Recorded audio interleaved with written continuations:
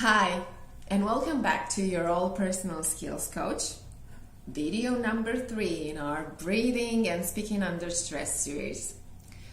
So what we've learned so far is why inhaling and exhaling are really important when we speak, especially if we want to have an impact when we speak. Why we should be using our chest voice as opposed to our throat voice when we speak. And now we're gonna add a new element to that.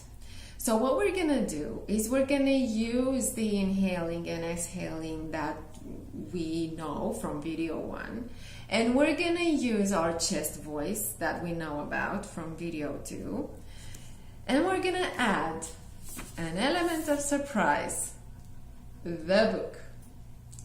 By the way, I truly recommend this book. It's If I Understood You, Would I Have This Look on My Face? By Alan Alda. Some of you may remember Alan Alda from the series MASH. It was a brilliant series. I loved it. And okay, so he wrote this book from which I'm gonna start reading. And the exercise actually uses the inhalation, the ribs expansion inhalation that we learned about. Okay, so we're gonna inhale, take a deep breath, and then start speaking with our chest voice. And the point of this exercise is to actually read an excerpt from the book, or from, it can be whatever. It can be a book, a magazine, a contract, whatever you need to read to make sure that you increase your voice and your lung capacity and your impact while delivering that message. This exercise should be done in the language that you're preparing for. So if you're gonna have a presentation or a speech or a discussion in English, read in English. If you're gonna have it in your native language, read something in your native language or in any other language.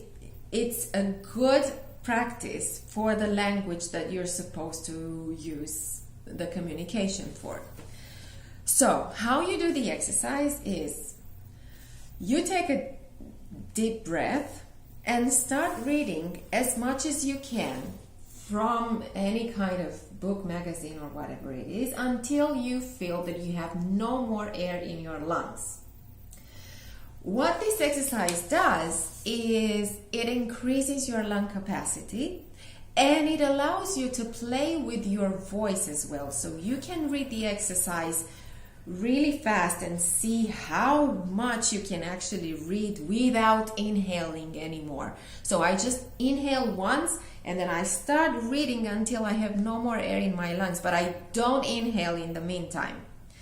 Or I can play with the volume.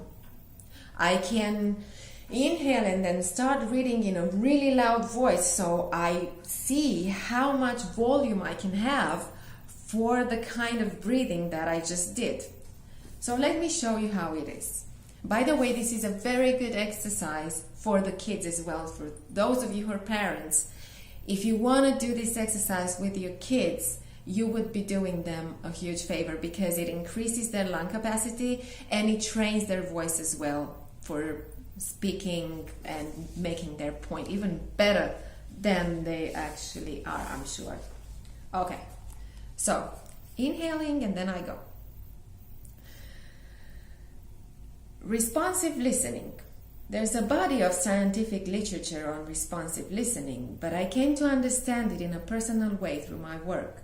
In acting, this kind of relating is fundamental. You don't say your next line simply because it's in the script.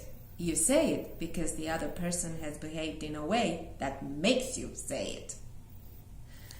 You see, I only read until here, so it's up to almost like 5 lines, and what I'm supposed to do now is start all over again and try to read at least one more word. So now I read until here, until makes you say it. I would like to read at least relating as well the next time. So I'm gonna inhale and start all over. Responsive listening. There's a body of scientific literature on responsive listening, but I came to understand it in a personal way through my work. In acting, this kind of relating is fundamental. You don't say your next line simply because it's in the script. You say it because the other person has behaved in a way that makes you say it. Relating to them allows them to have an effect on you, to change you in a way. And that's why you respond the way you do. Now, you got the point. The point of this exercise is inhale and then you go and read more. Now what I did is I read until the end of the paragraph. So it was actually more than I wanted to do. Why? Because why I was able to do that was because now I was also able to see how I can speak while also exhaling, but also to make sure that I don't exhale too much at the same time, so I have some air in my lungs for the stuff that I needed to say. Why this is called practice is because, yes, you do get better with practice, and with this kind of exercise, what happens is it increases your lung capacity as long as you do it regularly.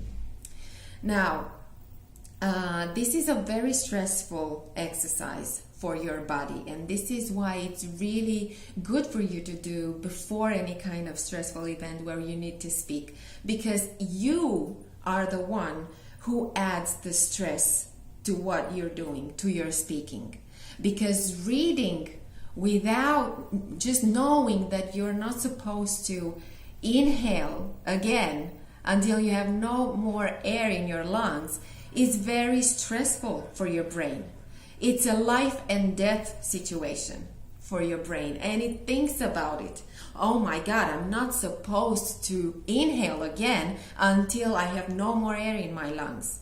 And you will feel that, because when you stop reading, you will feel the need to inhale again properly, because you will truly have no more air left in your lungs. But adding this kind of stress on yourself on a constant basis and being able to read at the same time gives you the kind of exercise and the kind of practice that will be necessary when you are in a stressful environment, in a stressful event that you don't control. But then what you will be able to control is how you react to that kind of stress and how you speak, no matter what the stress is. Okay, good luck with that. Have fun with your reading and see you around.